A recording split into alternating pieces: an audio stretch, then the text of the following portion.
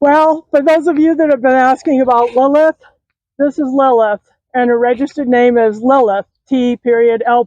Lilith T.L. Lilith is a chicaner, and during the 1990s and through the 2000s, I became known as a trainer who could start a lot of young horses without having difficulties.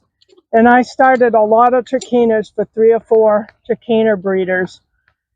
Lilith was one of the young ones that came in.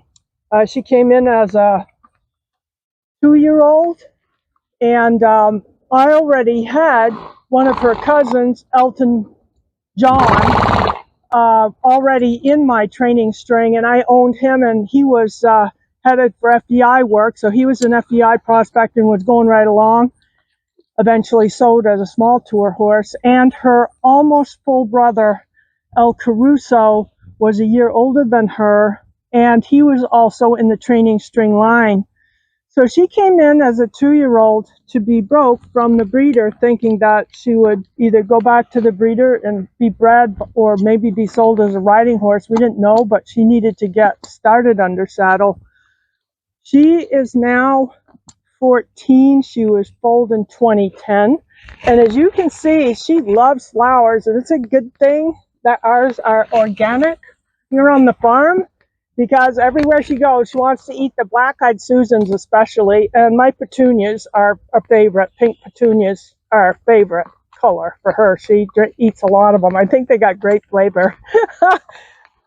She was started by me, and as a very young horse, even at age 2, 3, 4, she was going back and forth to Florida. When she first came to me, I still lived in Maine, so she's lived in Maine, Vermont, and Florida. And the very first show that she ever went to was Global in Wellington, and the second show was White Fences in Loxahatchee. All of you know those. And she was ridden as a regular dressage horse. At some point, it gets to the point where the breeders owe you so much money for working the stallions and for training all of their horses that eventually you get to buy a horse maybe at a little bit of a discount. And I thought she was amazing, and I talked them into her being sold to me. They were reluctant to let her go because of her bloodlines. She's out of an Enrico Caruso mare, but she is very sensible, and she is very cheerful. She does a lot of things. We have a lot of fun with her here on the farm. She was a dressage horse right up until, I took up Western dressage, and at that time I still had Elton John and her brother, and they were ahead of her in the training string. And those were 2 FEI prospects, I thought, but we decided to place Elton John in a permanent home for his lifetime. He's an amazing horse, Elton is, and he's her cousin. He was by Enrico Caruso, so he was a cousin of hers. And then we unexpectedly lost Caruso to a disease. So she moved up in the training string. She carries my husband Mark around very quietly. He really is a walk trot beginner rider. He doesn't ride much, just a few minutes occasionally. And she'll do that. She hacks around the farm for me. She wore tack, Western tack, for the very first time, maybe 2019. And the first time she was shown Western was 2020 in the World's Online Show, where she was presented at 4th level test 1 and got an 80, which was absolutely amazing. She rides Western and English. Her regular dressage work at this point for English dressage is Prix St. George, and she works along on the Intermediaire 1. She has Piaffe.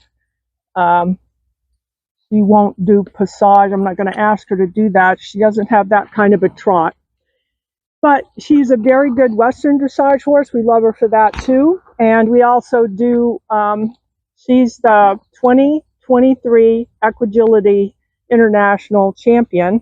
And some of you have seen me do that, which is an obstacle course that you lead them through the course, and they deal with these insane obstacles that are seriously cool, and you can't pull on the rope or touch them to get them to do stuff.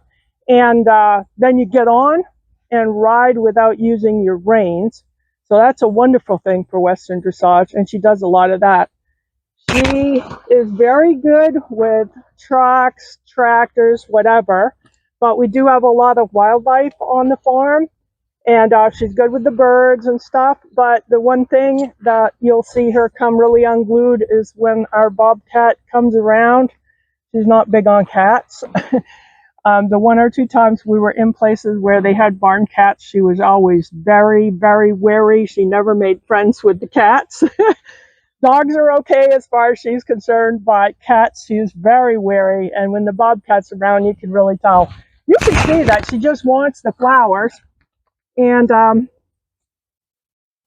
that end of the ring behind us, there's a big pond back there, a lot of wildlife in it. And if there's a creepy under the ring, it's that end of the ring, because the rabbits come running out between the flowers and run around under her feet. And she hates that when the rabbits come running out. So you'll see her be a little wary if the wind's blowing and she thinks the rabbits are in the flowers or in the bushes. At the end of the ring, there's a little woo.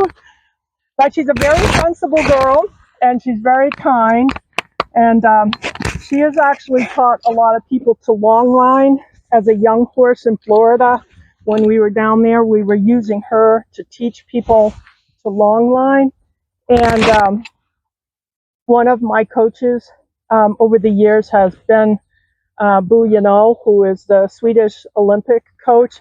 He's one of the best longliners in the world alive right now. He's just amazing. And he coached me riding a lot on her. He liked her a lot, and he loves longlining her when we get in a clinic with him. She's an awesome longlining horse. So I don't know what else to tell you except that she's really fun. We have a lot of fun with her, and she's very, very kind. And very sensible. So I hope you've enjoyed this, and I hope I thought to tell you everything you wanted to know about her. Take care, and we'll talk to you soon. Bye.